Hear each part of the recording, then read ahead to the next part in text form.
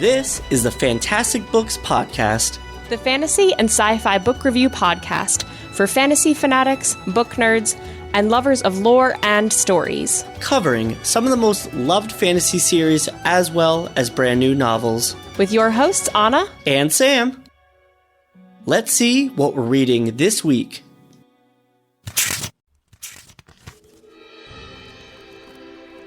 Welcome back, readers. This is Fantastic Books and How to Read Them. Today we're covering in Episode 3, Name of the Wind, Chapters 16 through 22. What'd you say a second ago? Listen, viewers. In theme of the dismal state of the world with quarantine, prepare to get your heart ripped out because these next few chapters are just soul-crushing. Oh, they're so sad. He did say that the book was going to take a downward turn, and it does not disappoint. No, and like all great heroes, you kind of need to suffer in order to grow from it and get to your get big moment.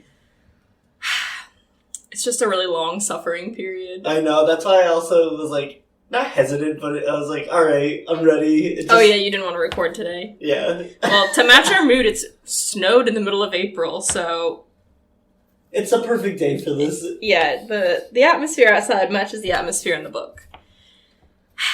Let us begin. Alright, Chapter 16, Hope. Less... No, the actual title is Chapter 16, Hope. Hope. I don't even think we need to talk about the first few paragraphs of just like, life goes on after Ben leaves, blah, blah, blah. Yeah, but it's like, you know, again, with this dismal state of affairs, it's not the same without Ben there. He's learning things from Shandy and from Trip and everyone, but he's missing Ben. This is when his mom teaches him courtly rankings. Yeah. So, it's just kind of filler. But it's also interesting because I think a few chapters ago was when he warned us that things were going to be turning down, and then there was the party chapter, which was obviously really fun. And then this chapter opens, and it seems like life is going back to normal, so you're like, okay, all right. False sense of security. Fine. And then your heart just gets ripped right out.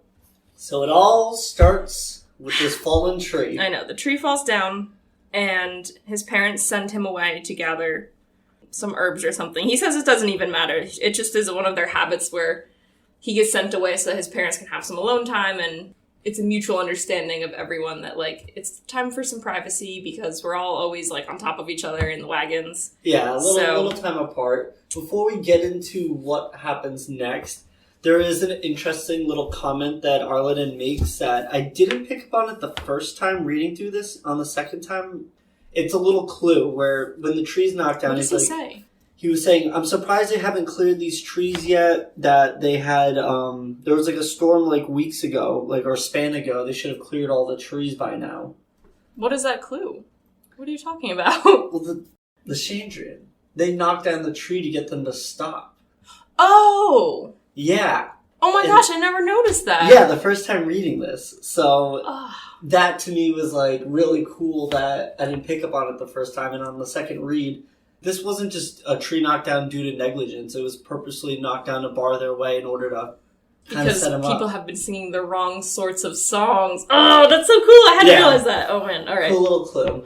And then, so, yeah, Kavoth goes into the woods, and it's really sad and beautifully written what Patrick Rothfuss writes. He basically says this is like the last time he has his innocence of childhood while he's in the woods, and he hopes that his parents weren't just bickering or like doing mundane things. Yeah, he hopes it was like a very peaceful, loving but simple last few hours, and it's so sad. Yeah, it's heart-wrenching. It's so sad. So he comes back, obviously, to the smell of burning hair and blood. Bodies are strewn about, and it's immediately clear that he's in shock as the narrator, because he just kind of like wanders through the camp and sees Taryn with his like sword broken and his legs are twisted unnaturally, and he just kind of, he's numb and he walks through it. He says he feels like he's thinking through syrup, so yeah, his mind just foggy. Which is obviously how anyone would react in this situation. If you leave and everything's fine and you come back,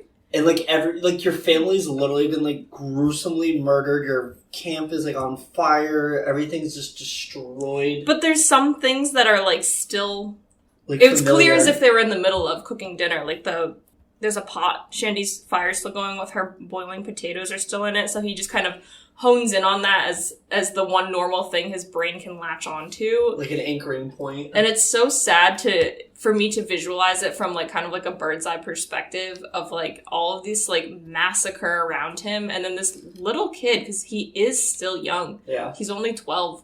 Just kind of mindlessly trying to tend the potatoes and cook dinner still for no one left. Potatoes. I know, it's so sad. It's so sad. It's horrible, but, like, it's really, I think that's what gives it such a sense of realism, is the fact that, you know, another author could just be like, the camp was destroyed and everyone was dead and he's just walking through it, but to add that little fixture of realism of something that's so familiar amongst it all makes it that much more real for him. Mm-hmm. So, after he tries to cook, a couple of tents catch on fire and this kind of jolts him out of his, I guess, trance, and he hears voices, and this is where we start to get clues that things are very bizarre. So he's going towards his parents' fire, and he gets really dizzy, and reaches out to hold onto a wagon wheel. When he grips it, the iron on it just crumbles away like rust. And if we remember, rust or rotten wood was one of the signs of the Chandrian that was mentioned earlier in the book. So these clues that had come up earlier now right in our face. And from here, he sees a group of people around his parents' fire. These are obviously the Chandrian. And this one person who he sees he's just like an ice person is the way I would think of him. Like, he's pale. Everything about him is described as cold and sharp, except for he has black eyes, which are the ones that Ben mentioned. Someone having black eyes or goat's eyes. So this character, Cinder, is just a disturbing image in my mind. He's got perfect teeth, and Kavoth describes him as having the expression a nightmare wears, and he comes over and is just toying mercilessly with Kavoth. Oh, what's your name? Whose fire is this? Where are your parents, little boy? And that's what just makes it so much more disturbing to me, is that, Such a villain. It's not even like he comes over and kills Kavoth or has some sort of grandiose of, like, look what we've done, and we have so much. We've murdered your parents. Well, like, we hold the power right now. No, I get that. He comes over and he's just Toying being with such them. a jerk. Yeah. Such a jerk. Such a villain. And at this point, someone calls him out for being out of line and just tells him to, you know, send Kavoth to the painless blanket of his sleep. Okay, just murder the boy. Kill the boy. So this voice is coming from a character named Haliax. Haliax is the leader of the Chandrian.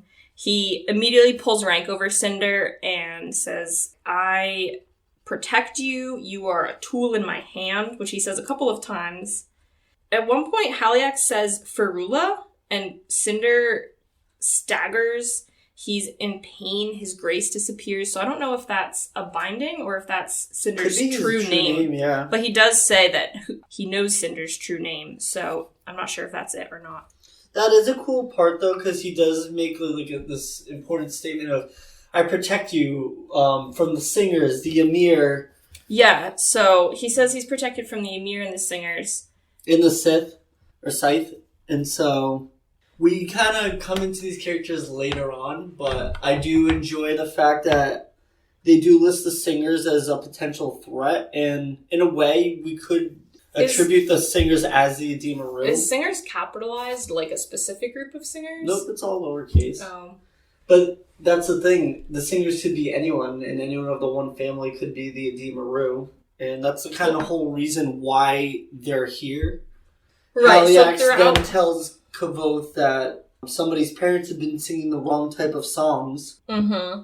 And while Kavoth's parents were researching Chandrian and finding out their true names, there was a reason why Ben was hesitant to speak their names out loud. I think it's also why they were having so much difficulty pinning down any kind of information. And we see later in the book, it's absolutely impossible to get any straight answer about who the Chandrian are, what their purpose is, what their powers and skills are, what they're doing, where they come from.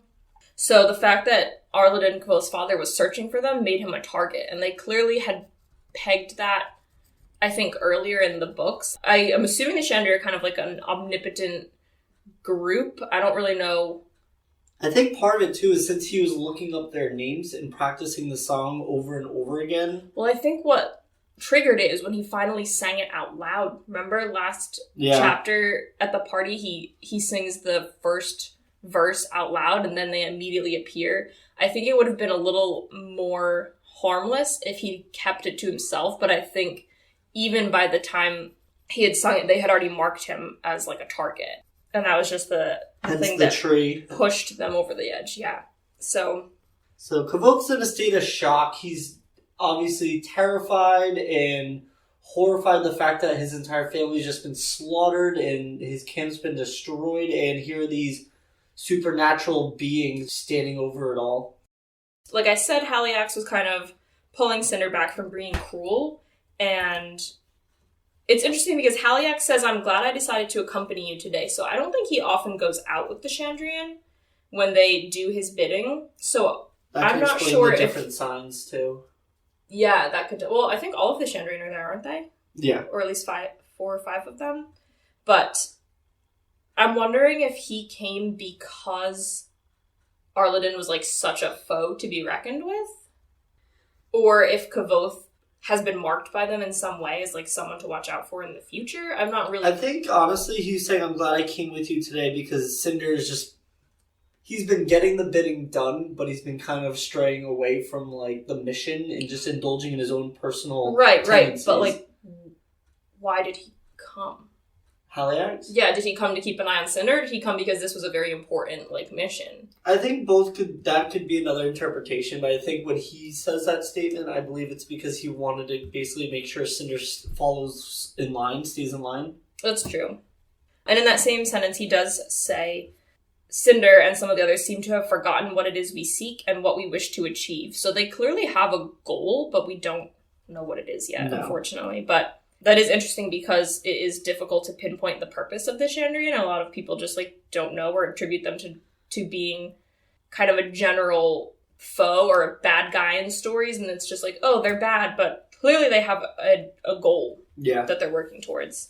And this conversation is interrupted when some group of people come. So Haliax says come, he turns himself into like a shadow, and then they all disappear into him, which is so bizarre. I don't really understand what happens there, but somehow it's kind of like a shadow warp. That's the best way I describe it. Like, he like emanates darkness, and then they all just kind of like portal out. Are they going into a different place, though, or are they going into the Fae realm? I don't know. It's so cool. It is cool. It's very cool. I don't know. I think it's a boss move. It's like, all right, homies. Like, it's really cool, but like, I just don't understand what he's doing. Yeah. It's wild. Like, he spreads his arms and like shadow comes all up and around him. It's very cool. So the they that Haliax is referring to, for anyone who's read the books, because obviously we said there are spoilers in here, I'm assuming is the Emir, which are... We'll go into them much later when they come up in more detail, but in general, they are the enemies of the Chandrian. And I was reading a fan theory the other day that Kavoth has been picked out by the Emir from birth. And Ben Lacklith, who comes up in the next chapter in Kavoth's dreams, and I think one other person, were all Emir, maybe Scarpy. Yes, all Emir sent to guide Kavoth like on his journey. That's cool. Which is why that they showed up so quickly here, because they already had their eyes on Kavoth. Interesting. So I think that's pretty cool. Obviously, it's just a fan theory, but the fact that like Kavoth may have been picked out from birth for destiny is really fascinating. Yeah. Especially once we learn more and more about his possible genealogy in book 2. The chapter ends. He goes back into shock. He tries to dig a grave for his family, which is really sad. He finds his wagon where the horse had dragged it and climbs inside and is sleeping in his parents' bed, and like it still smells like them. It's very melancholy, but unfortunately he falls asleep and the wagon catches on fire because he left the candles burning, which sucks because if he had been able to keep that wagon, I think his fate would have turned out entirely different. But he loses everything he has except for like a couple of coins and his loot. I don't even think it's Ben's his loot. book. It's his father's loot. Yeah, but like, it'd be one thing if he had a whole wagon to live in, or cooking pots, or fabric, or cloth, or clothes, or medicine, or literally anything. But he has a loot, a book, and I think a couple of coins? Nope, he doesn't even mention that. So, because of that, he just goes right into the woods and basically has nothing and has nobody left. Truly empty and alone. Chapter 17. Interlude, Autumn. This is just sad. As soon as I flipped the page and saw what chapter it was, I went, ugh. It's literally such a heart-wrenching chapter. It really is. Anyone who reads this, it doesn't cry. You're just a monster. Literally. Oh my god, the first time I was just like, oh no. So. I love our, like, trope of whenever something's really sad, you just go, shut the fuck up, and close the book. It's too much to handle. I know, my characters are having problems. Yeah, my characters are having a really tough time. Alright. So let's get it over with. I know. Let's be done with it. Rip off the Band-Aid. So, we're back at the Waystone Inn, and we have a stoic Kavoth holding up a hand for Chronicler to take a pause. And he basically chides Boss for pitying him. Yeah. And he was basically saying, you know, this happened a long time ago. What do you expect? I told you this was going to be a tragedy. This is my life. Do you expect me just to beat my chest and cry and curse God that all this has happened to me? He's like, unfortunately, time is a great healer and life goes on. He definitely has accepted it in a way where he's, like, pocketed it away and built up walls around this memory. Yeah. I don't think throughout the book, he doesn't really talk about his family or his origins besides identifying as a Deemaroo. Like, he never really tells anyone about his parents or what happened to him, so he puts it under lock and key and kind of, I think, just buries it. Yeah, like, it's a motivating force for him as a character, but he doesn't bring it up very often. Yeah. Kavoth then tells them, you know what? It's getting a little late. I'm going to go chop some wood for the fire. Or I'm going to gather some wood for the fire, and we'll get some food together, and we'll continue on with the story in a minute, which leaves Chronicler and Boss to have a conversation that Boss is telling him that his hope is that while Kavoth is going through his memories, it'll improve his mood and get him out of this dark way that he's been in for so long at the Waystone Inn. I don't think Boss expected it to be such heavy memories. No. Though. Not at all. So I think he's a little bit nervous now. Because originally he was excited that Kavoth was going to tell his story and hopefully shake off this funk, like you said. But, yeah, what's been coming up in terms of content, I think, is kind of shaking him a little bit. Yeah. So we get Kavoth outside of the Waystone Inn, just piling some firewood into the wheelbarrow. And it's just so sad. There's like these like couple of pieces of wood that just drop into the wheelbarrow, and it just goes slower and slower. And then Kavoth literally just breaks down onto his hands and knees outside and just silently sobs into his hands. And it's just so sad. So sad. Because it's like, it's mourning your childhood, it's mourning your parents, it's mourning like the beauty of everyone that was in his family, of the Deemaroo. There's just so much complexity to it of what he's mourning, including like the current state in which he's in. So, it's heart-wrenching, and I think at the time it happens, especially in these upcoming chapters where you see him kind of reeling from the shock of it all, he doesn't ever break down and process it and cry. No. He's kind of just in like an empty, almost animal-like state. And so I think this is one of the very first times, there's one other time he cries about his mother, I think in the second book. But this is, I think, the first time he just actually takes it all in and truly realizes how much he's suffered as a person and lets himself not feel sorry for himself, but just truly mourn. Yeah, like the gravity of the loss. All right. And on that wonderful note is the end of chapter 17. End of such a sad section of chapters, and it's only going to get worse from here. That's the spirit. Chapter 18. Roads to Safe Places. So we're back in our story of young Kavoth. His family, unfortunately, was just brutally murdered by the Chandrian, and he is wandering alone in the woods.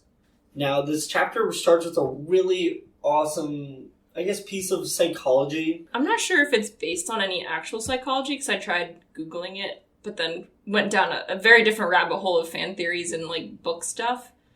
But it's believable to me.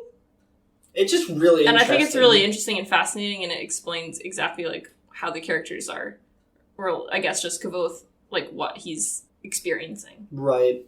The way Patrick Rothfuss writes, he's talking about the ability to cope with pain and that there's 4 doors of the mind that people must go through according to their speed. They talk about how the first door is sleep, and that's people's way of avoiding pain. In real life, that's a real thing. Like, when people are depressed or, grieving, they just tend to sleep a lot. Yeah, it's easy because you can pain. just turn your brain off. You don't feel anything, and it's an immediate release. Right, and it's kind of cool because you can interpret that either on a subconscious level or even consciously, just, like, going to sleep and ignoring, like, the pain. Mm-hmm. The second door is forgetting, where, some people... Like, when you have a traumatic experience... Yeah, you just block it out. You can put up a mental block. I mean, and you can completely block things out entirely, so you just 100% forget them. Yeah, like, they're an still in your amnesia. deep subconscious, but you can also... Your memories can get cloudy around things that are stressful or, like, traumatizing. Yeah, they say, like, how some memories are just too painful. There's no healing to be done. Therefore, your mind just hides these doors and hides these wounds in your mind. Mm-hmm. They talk about the third door of madness, which I didn't even consider, but it makes a lot of sense when I was first reading this passage, where there's such traumatic events in some people's lives that genuinely just causes them to go insane. I had never really understood. The mind is obviously a really complicated thing, but in such simple terms, it made a lot of sense. Like, someone experiences something so severe that it breaks their mind, basically, which is the same way that you react to a bodily stress. So if you experience something that's super stressful physically, it can break parts of your body. So if you experience something that's so mentally stressful, it can break parts of your mind. And I'm not 100% sure if that's how it would be described in a psychological way, but it makes perfect sense. I think it's well done and fascinating. It also kind of foreshadows the people who are trying to learn naming, which Ben also mentioned is that, like, some arcanists go crazy. Yeah. The good ones are a little wacky, but, like, a lot of people just crack under that kind of pressure. And we see that much later in the book at the university. And so the final door they talk about is the door of death. And it's the final resort. Nothing can hurt you after you're dead. What an intense way to start chapter 18, but that's what we're kind of going on with. So we have Kavoth wandering to the woods, and he's just hollow. He's empty. Like I said, he's in kind of an animal-like state of just focusing on instincts of food, water, shelter. And so we have him going to the woods, and there's these, like, really interesting little tidbits where he's going to the woods and he's, like, subconsciously kind of, like, hearing all the voices of his family and people he's known through his life talking to him when he comes across different things in the woods, like someone saying, "This is Sagebeard. You can tell by the edge," or "If you're going to have water, you need to boil it. This is Willow. You can chew on the bark to lessen pains. It's bitter and slightly gritty. This is Itchroot. Don't touch the leaves." It's perfect because he's filling up his mind with things that are immediately important to his survival, but also not, like, he's trying to focus so hard on something that's not thinking about what happened to his family. Yeah. It's definitely like a defense mechanism his mind is doing for him to keep him alive. Yeah, like disassociating. Yeah. But he has, I don't know if this is a dream. Oh, yes, it is. One of the characters in this kind of dream sequence is someone named Lacklith, and we've already come across Lackliths and Lockies.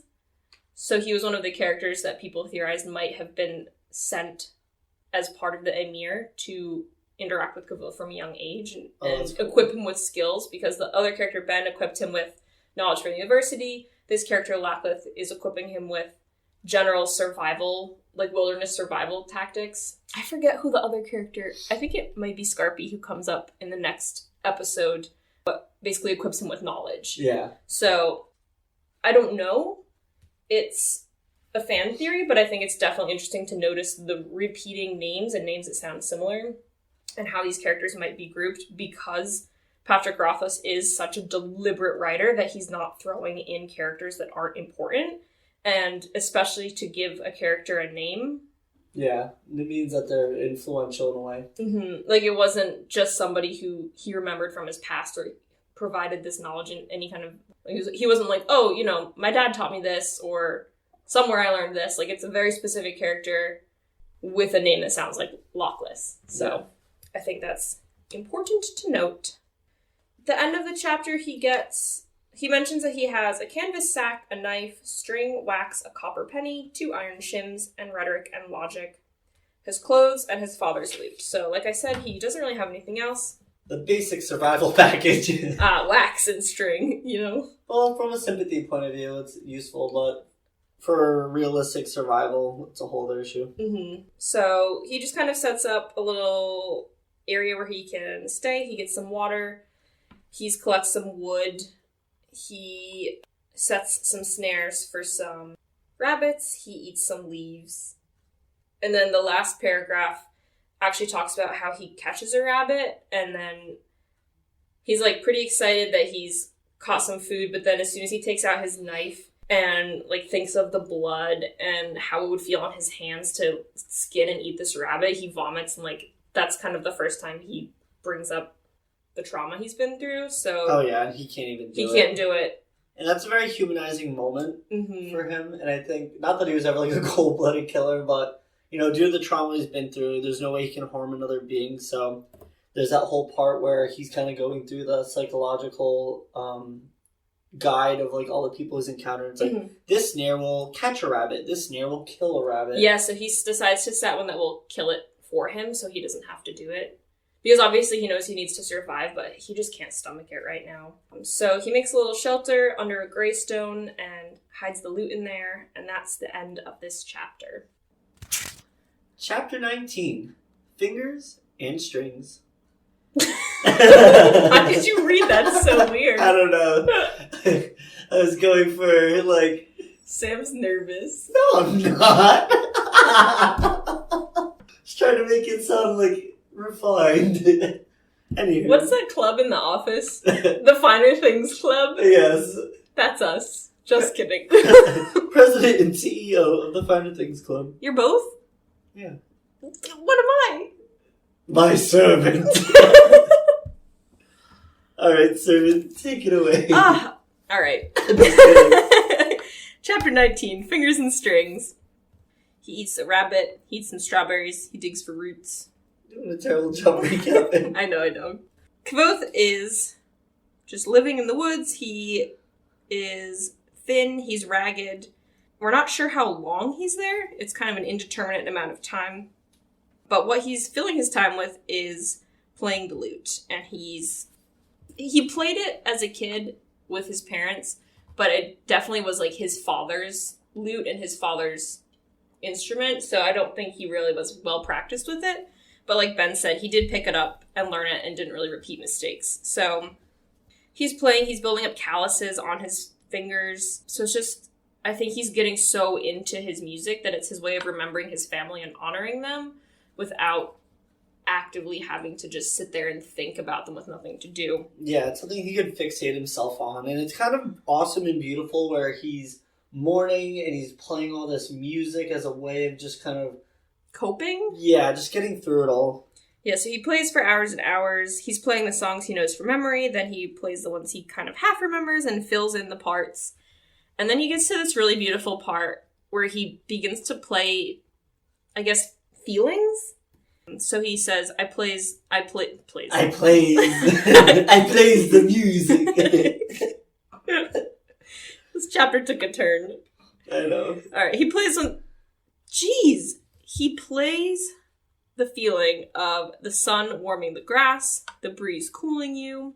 He plays sun setting behind the clouds, bird taking a drink, dew in the bracken, and he says in the third month, so he's been in the woods for at least 3 months. I think by the time he emerged from the woods, he's there for a total of 6 months, is when he plays feelings about his family. So singing with father by the fire, riding in the wagon with Ben, mother smiling. And he says playing these things hurt, but it hurts like the way his fingers were hurting on the strings. It bleeds, but then calluses over and helps him move forward. It's his first journey into acknowledgement and slight amount of healing. And in a weird way, this is also kind of a subconscious beginning of him with naming. Because he's taking something that's indescribable and finding a way to describe it without words. Yeah, it's definitely putting him in the correct state of mind that you need for naming. So later on at the university, he struggles so much with the concept of naming because it's something he wants to learn from a book or get like a set of instructions to do, which is odd because that's not how he ever really learned as a child. But once he gets to university, I think he wants to follow kind of like proper steps and procedures, and he really struggles with this concept of learning naming and learning the true names of things. And I think if he'd been able to understand that a name isn't necessarily a word, it's kind of an essence and a feeling, that's essentially what he's doing here with his lute. And it's just frustrating to see him understand the concept, but then later in life totally miss the mark when he tries to learn it. You're right there. I know, he's so close. You're so close, but you're just not seeing it in quite the right way. Yeah. Later on, when he finally is experiencing naming in this whole process, I always think of this and how he's basically naming through music. Through music, yeah. It's really cool. Unfortunately, then, one of the strings breaks on his lute, so he can't repair it and relearns all of the songs with one less string. But then another string breaks while he's playing Waiting While It Rains, which is one of his feeling songs, and he takes the string off and immediately learns to play again. So he's down to 5 strings from 7. But then a third string breaks, and he tries to do this again and realizes that it's too much. It's just too much. So this is what causes him to leave the forest. His plan is to follow a road to a town, but he doesn't know where he is. He says he's somewhere in the Southern Commonwealth, and I think all of the books have a map at the front. Yes. The Commonwealth is gigantic. There's Caeld, the Commonwealth, Yul, the small kingdoms, Vintus, and Modeg. Oh, and the Aturan Empire. Jeez. Oh, and the Ademre. They're kind of separated by this mountain range, though. Yeah. So 1, 2, 3, 4, 5, 6, 7, 8. I'd say right now he's currently somewhere, because he's in the southern portion, could be south of Annalyn. Yeah, he's probably east of the university and east of Tarbean and travels kind of southwest towards them. Wait, Tarbean? Tarbean. Oh my goodness, that's funny. Just because, like, once again, those words that you just read and you don't say out loud to anyone, I always just read it as Tarbean. I listened to it on audiobook, and the guy says it Tarbean. That sounds way better than Tarbean. Tarbean, yeah, it sounds way better than Tarbean. Oh, man. And on that note, we'll end chapter... No, we're not done with the chapter. He's following a road. At first, he doesn't really see anyone. He slowly starts to see people, and every time he sees them, he runs and hides. He's not used to seeing other people. He's skittish. It's almost an emotional hurt for him to see other people because he feels so outside of a family or any kind of kin group. Yeah, it's been months since he's interacted with other people. Yeah, but eventually there's just too many people, so he runs into this farmer and his son, who are definitely kind of country. I don't want to call them country bumpkins. I'm not sure if that's rude or not, but they have... rustic folk. They're farmers. So they're going to the city to sell some squash, and they agree to give Kvothe a ride. It's just such a small moment of kindness. The guy gives him some bread and butter, and Kvothe, like, savors it. It's the first time in months he's had anything that wasn't wild leaves or animals that he caught. And he's already learning these kind of survival instincts because he eats half and saves the other half for later. He puts it away in his bag. And it's really sad because it's just the first kindness he's received in so long, and the man wants to hear Kvothe play kind of in return. Not necessarily in return, but to pass the time. Yeah. Kvothe is very defensive. He holds the lute to himself and says it's broken, and the man isn't really, like, bothered by it. He just kind of goes, oh, okay, whatever. And then he and his son start to sing Tinker Tanner, which is a song that comes up so many times throughout the book, and it's like the classic drinking song in the world. It brings Kvothe back to a time when he rode in other wagons and heard different songs. So it's very melancholy, but I think he's kind of come to terms with the fact that no matter how much he misses his old life, it's never coming back. And that ends this chapter now. Chapter 20, Bloody Hands into Stinging Fists. So this chapter is the start of a new setting, Tarbean, not Tarbeen. Tarbeen! Kvothe arrives there with the family of farmers he'd been traveling with, and they take pity on him and offer him to return to their farm with him and just kind of live on as a farmhand and sort of semi-adopt him, which is really very kind of him. And I think Kvothe is tempted by it, but he's not really sure, as the narrator doesn't give a lot of clues as to how he's feeling about it. But he goes off into the city to get his loot fixed, and unfortunately immediately gets lost. And then he basically gets jumped. Yeah, he gets jumped by these, just like street rats, like urchins. I know. They're horrible. Little gremlin kids that are, like, feral and living in the city. Yeah, their names are Pike, Nalt. Very strange. Oh, and Lynn. Just a couple of dinguses. Yeah, so they jump Kvothe just because I think they're homeless. Yeah, and they see his loot case. They automatically assume it could be something valuable. Assume it could be really valuable. In the scuffle, they end up breaking the loot, which is just heartbreaking on so many levels for Kvothe. Because, music is his life. It was his father's loot, and the only piece of him that he had left of his family. And not only that, but it's just a beautiful instrument, and for it just to get destroyed by just horrible, street children is just so frustrating. Yeah, Kvothe gets really upset, obviously, and says that it's almost like losing, the same grief he felt when he lost his family. He, experiences it all over again, because it's the last little thing that he had of them. And it was also his only way. Music was his way of keeping them alive with those little songs that he'd written about them and the feelings he had for them. So to lose not only, the one last item, but to lose the ability to play the songs that remind him of his family is just crushing. And he retaliates by biting this kid Pike. These kids get chased off eventually by this City Watch guy, and Kvothe is knocked out. He comes to, and the City Watch is, rifling through his pockets looking for money. The city's so corrupt. It's just horrible. Frustrating, because it's just injustice. And I think it's the next chapter, Kvothe talks about the city being divided into two sections. There's the poor section and the rich section. And the rich section. And the poor section is just dirty. There's corruption. People are all, nobody has each other's backs. And he goes into the rich section at one point, and it's just totally different. Yeah, but it's very apparent. It's like any, big urban city. You'll see, the really sketchy deep pockets, and then, the wealthier neck of the woods. Oh, absolutely. It's frustrating, though, that even the people who are supposed to be authority figures don't care anymore. He's robbing a child. Yeah, no, it's horrible. Yeah, he's like, oh, this is my payment for saving you a couple of shims. Whatever. And he, coughs in his face. And, it's just gross. It's just gross. Gross, terrible people. Kvothe is trying to hold back tears and frustrated, and he has a little glimmer of hope, because he does still have his bag with Ben's book in it and a couple of other things, and that piece of bread that the farmer gives him, and that reminds him that he was supposed to go back and meet this family to live with them. So I suppose he decided he was going to go live with them, but he got beat up too late and missed them, so the opportunity's gone. It just completely slips through his fingers. So he ends up trying to fall asleep in the city.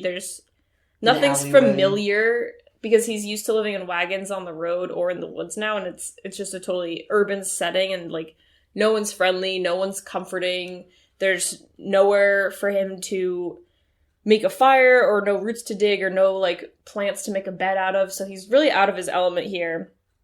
He ends up falling asleep down a dirty alley, and the chapter ends with the fact that that's the first night of nearly 3 years he spends in Tarbean. So he just gets sucked in because... He's got no money, he's got no opportunity to He's got nowhere do to anything. go. Although I always got kind of frustrated, like, he walked into the city and had all these survival skills. If I was him, I would have just walked out of the city. Maybe in a weird way, like, it's just part of his grief cycle, and, like, how, like, he's, like, in a way, kind of punishing himself. Mm-hmm. For, like, maybe it's, like, survivor's guilt, or just the fact that he's just kind of given up. Like, life is just so shitty and rough for him that it's just, like, at this point, whatever. Yeah. From a book perspective, it does make sense that he stays here because he learns so many things like pickpocketing and climbing and exploring cities and, like, living on the rooftops, which all come rogue into skills. If this was like D&D, Kavoth would definitely be like the ranger rogue. Yeah, it's a whole set of skills he didn't have before. And eventually a lot of arcane. But it's definitely the fact that he just doesn't want to be Kavoth anymore, and he's living in a way where it's like he's not using his brain, he's not using his acting skills, he's not using any of these assets that he had before because he just doesn't want to be himself, I think. Or I don't think he wants to be. I don't know if it's even like a conscious choice. He just isn't himself. Yeah. And so our boy is going through some stuff right now. So he ends up staying in Tarbean for 3 years. Chapter 21, Basement, Bread, and Bucket. Or as Sam calls it, Hush Hush. It's Travis's, like, catchphrase. I know, and what? Hush Hush. Hush Hush.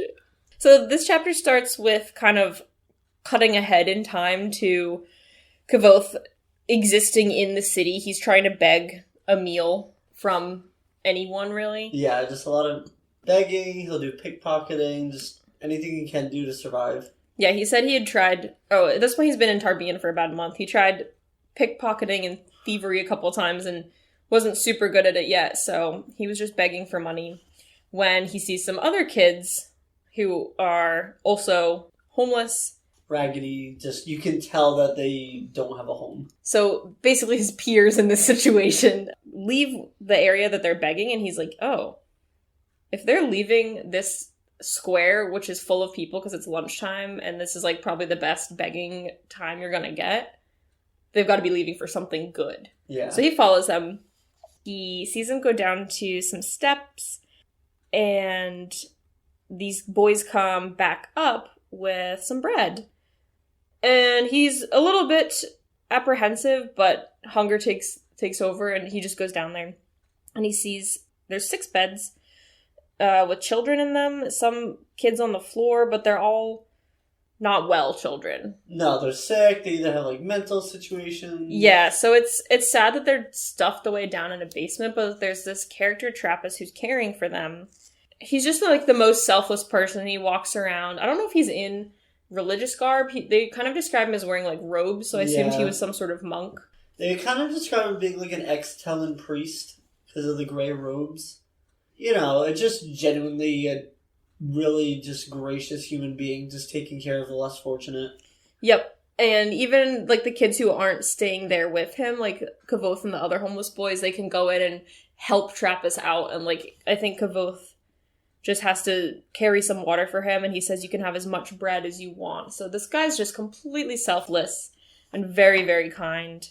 Obviously, Kavoth gets some bread from him, so it's, like, a good place to know about in the city. But it's funny because he sees this character Trappist walking around with no shoes on. He's always got barefoot. And the back of Kavoth's brain just kind of turns on for a second and does, like, a medical analysis. Yeah, I love this. So he despite just having these needs that are taking over, like his survival needs taking over his brain, he does still have that knowledge in the back of his head and he wants to use it. It's just not time right now. Yeah, his mind's still awakening in a way. He's slowly reawakening through this time. Yeah, Trappist is just... This character is just kind of like an introduction to him, and it's really sweet because Kavoth talks about how these street kids don't really have anything that would ever unite them except for their love of Trappist, and if anyone were to ever hurt them, they'd all, like, join together, even though they're usually all enemies with each other because they're all fighting for the same scraps. Like, they would join together and fight for him. The fact that they feel like he's the only person in the whole world who cares for them is really kind. No, everyone's definitely Team Trappist, and like if anyone jeopardized that, these kids would just like turn feral, like ruin whoever like dared. That's nuts. It's nice. Kvothe says he doesn't visit very frequently, only when he really, really needs to go. I think he's still kind of wary of other people, but he describes it as a little home he could always come back to. Yeah. Despite being a homeless orphan in the city with nowhere else to go. Chapter 22, A Time for Demons. But this whole theme of the episode of, like, everything just being really sad and just, like, upsetting. This is probably, to me, one of, like, the saddest chapters of Kavothe's life and, like, his suffering. In this chapter, Kvothe decides to make a trip up to Waterside, which is... That's the rich half of the city that we mentioned last chapter. Yeah, the much wealthier part of the city. Bold move, kid. Yes, bold move, and he sticks out like a sore thumb. So, right now it's like December time, and there's like this Christmas time pageant. Is this... Are we sure it's December? Oh, I guess it's winter. It's winter time, so we haven't talked about the religion in this book at all. No, and they really haven't gone into that lore just yet.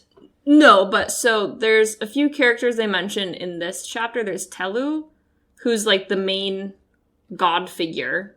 It's similar tones of like a Messiah or like Jesus-like character in this book. And then there's Encanis, who's the main demon, who's a devil-like figure. Correct. But then there's also a lot of sub-demons that I don't know if have names, but they're just kind of running around the city. It seems like what they do for their equivalent of, I'm assuming, a Christmas or winter holiday is it's like 7 days where everyone in the city can put on these masks and pretend to run around and be the demons and cause mischief, and it's allowed, basically. Yeah, the church gives out the masks. Yeah. Oh, I forgot about that. Yeah. And then the whole point is that someone is picked each year to play Telu, the god. Yeah. And he has to kind of walk around town and banish these demons, and it's a very theatrical thing, and I don't think we really do it in America, but I know other countries do pageants, like Christmas pageantries are a thing. Yeah, this is very similar. And not in the same way that, like, there's Christmas plays here, but it's, like, citywide, everyone's in on it. It's almost like a mask or carnival, kind of, where, like, everyone's a part of it, and it's, like, across the whole city. Yeah. And Kvothe mentions even growing up that he and his troop had been hired to play the demons for smaller towns. And his dad always played Encanis, the main demon himself. Yeah. And he was very, like... Theatrical. Theatrical, but they were very respectful, so they didn't just, like, come into a town and make mischief. And that's one thing he noticed, is that, like, it's just a little out of control because it's a huge city and everyone's running around causing problems, which they're allowed to do, so it's just really chaotic. Yeah, so in this wealthier part of town, Kvothe is doing some begging, and in front of a shop, he ends up talking to this woman who takes pity on him and gives him a fair amount of money, more money than he's ever had. Mm-hmm. And he's just, like, so thankful. And so as he's walking back, he catches the eye of the guard. And, like... Well, he sees the guard talking to one of the shop owners and kind of overhears them. And the shop owner is mentioning something about... Like, he's pointing at Kvothe saying, like, people aren't going to want to come to my shop if you're letting this kind of rabble-rouser into our part of the city. Like, how could you let this happen? So Kvothe tries to book it and unfortunately gets caught by this guard because he's not used to being in the side of town, so he doesn't know the alleyways or how to navigate it as well as he would in his neck of the woods. Oh, I know, it's so frustrating because he says he's, like, learned the alleyways and kind of knows the city, even though it's a maze, and, like, how to navigate not only the streets but also the rooftops and climbing along walls and stuff like that. But now that he's in a new region, he can't do that, so he just runs down a dead end and gets stuck. And so this guard literally just beats the living daylight out of him. And Kvothe is literally, like, broken and bloodied on the ground, and it's snowing. And he drops his money. Yeah, oh, that's, like, even sadder. Like, he drops the money. He's, like, trying so hard to hold on to this coin. Because his hands are so cold and wet in the snow while he was running. Like, he can't even feel his hands. So, loses the money, gets beat to a bloody pulp. He's, like, blinded for a little bit, right? Doesn't he get hit in the head? He gets hit in the head and his vision's just blurry. So, he's out cold. Quite literally, and then he wakes up, like, in the snow and... completely freezing. I just love the symbolism of this part. the person who plays Icanus, like, wait, he during spends this like 20 pageantry- minutes like searching for his penny, like even though he knows it's hopeless too because it's dark and his Oh, hands. yeah. He says his hands wouldn't even be able to feel it if he touched it, but he's still like hoping against all hope. Yeah, and there's you just know so much- he's at rock bottom at this point. It's so sad. That's true. It's just like pure like despair. And so But yeah, the guy who plays Incanus the demon. approaches him because like Kavoth is literally like fading in and out of consciousness at this point, just because he's so like cold and broken and defeated and just hungry and just injured. They're kind of like in a rush because Icanus and the man that he's with are like about to lead the parade. So there's about to be like a huge swarm of people like marching behind them, and Kavoth is like half conscious where Icanus is like, oh my god, this kid is like really hurt and he's freezing and cold and Trying to help him. It's frustrating because the woman he's with is trying to like get them to hurry along. But yeah, they're like, just leave him, someone else will save him, and he's like, no. And so Icanus ends up giving him like a whole silver talent, which is even more money than he lost. And he gives him gloves. Yes, and it's just like, oh. And it's such a small kindness, and you know that person playing Incanus probably wanted to do more, but it's one of those things where, like, so I'm sure so many people would have walked by Kavoth and been like, somebody else will help him, and finally someone does, and you know that person wanted to do more than he could, but to Kavoth it meant actual survival, like literally being able to afford food when he's in a state to not be able to go get it for himself, and like getting gloves to protect his hands because they're to the point of becoming frostbitten, I believe. Yeah. So the guy like rubs him up and down and tries to like get his blood flowing again, and it's hurting even though obviously because he's been beaten up, and I think he has probably some broken bones. But it's just such a very tender moment, and it's so fascinating that it comes from the man who's playing a demon. The man who's playing a demon. So I'd noted this in the book. I listened to this on audiobook, but I went back through and literally like underlined a section. And he takes the money from the man playing Incanus and says that it reminded him of this scene in Dionica, which is a play, where this character Tarsus sells his soul. Ugh. And I think that's fascinating because in the beginning when Chronicler came and was goading Kavoth on, remember he was saying all of those things, trying to get him to tell his story? Yeah. He says something about how people think Kavoth made a deal with a demon. Oh, that's right. Yeah, in order to have the power that he has. Yeah, so I don't know if this is just a cool parallel. A parallel? I don't know if it's foreshadowing or if... Yeah, I mean, in a way. Maybe there's something that happens later on in the Fey realm, or who knows. Yeah, I don't know. I just thought it was really fascinating that he does actually make a monetary deal with the man dressed up as a demon, but people think he's done like an actual deal with the devil later in life to get his powers. So, I don't know. I just thought it was really poetic and very cool. And so, our boy Kavoth has some money. He's clearly, like, on the brink of death, but he manages to find a restaurant where he goes into the back of it and talks to this girl and hands her his silver talent, begs for food and a blanket. And she returns with it pretty quickly because she sees how, like, banged up he is. They try to offer him space by the fire, but he's just so skittish at this point. And he's just so hurt, and he just can't handle, like, being around people. And he, like, literally is, like, on the brink of tears, and he just says no, and, like, just takes these meager, like, items that he's paid for, and just, like, runs back to, like, his hidden place under the, like, roof tiles. Mm-hmm. And it's sad because the girl's, like, crying, too, because she feels so bad, but I think she understands why he says no. Yeah. And it's a sad situation. But they hook him up. He gets, like, a blanket. They give him a whole thing of spiced wine. They give him...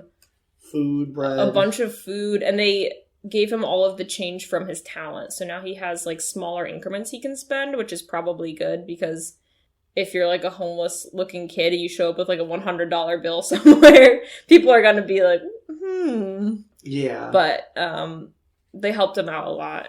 And literally the last, like, couple acts of kindness from these strangers in these chapters are genuinely the only reason he survives. Yeah, I think without these people, he probably would have died in Tarbean. So that is the end of this section for episodes today. I stopped it here because the next section is going to be chapters 23 through 32, which covers the end of his time in Tarbean, as well as several myths and stories that I really wanted to like group together. But hopefully we're done with the sad episode of all of the sad things. I tried to keep all of these chapters as one section. Yeah. And moving forward, we'll get into a little bit more exciting plot points and hopefully into some more of the great deeds and successes of Kavoth. I know, this is his bottom. He can only go up from here.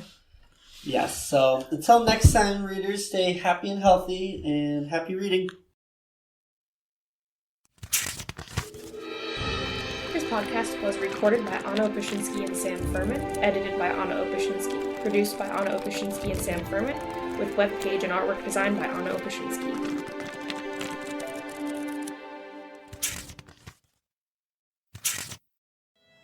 Thanks, listeners. If you're looking for more, check us out at fantasticbookspod.com, where we have book reviews, reading list suggestions, merch, and you can even send us a message. Or find us on Facebook and Instagram at Fantastic Books Pod. And if you like what you've been hearing, don't forget to leave us a review. Thanks.